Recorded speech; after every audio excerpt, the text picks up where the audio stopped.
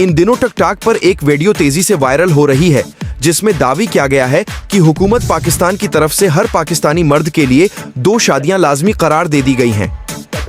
Video में share किए गए एक ग्राफिक में बताया गया है कि हुकूमत की तरफ से निकाह बल मंजूर किया गया है जिसके तहत 2 शादियां लाजमी करार दी गई हैं। ये नया कानून 10 मई 2024 से नाफिजुल अमल हो चुका है और उसका नोटिफिकेशन भी जारी हो चुका है।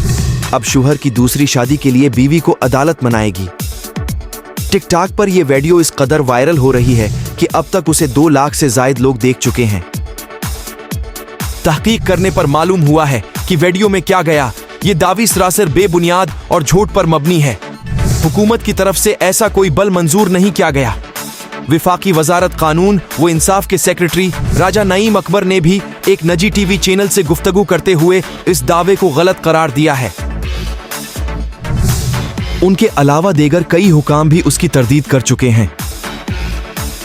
कौमी असम्बली की वेबसाइट और सरकारी गजट के मुताबिक भी 16 मई 2024 तक पार्लिमान से ऐसा कोई कानून मंजूर नहीं हुआ।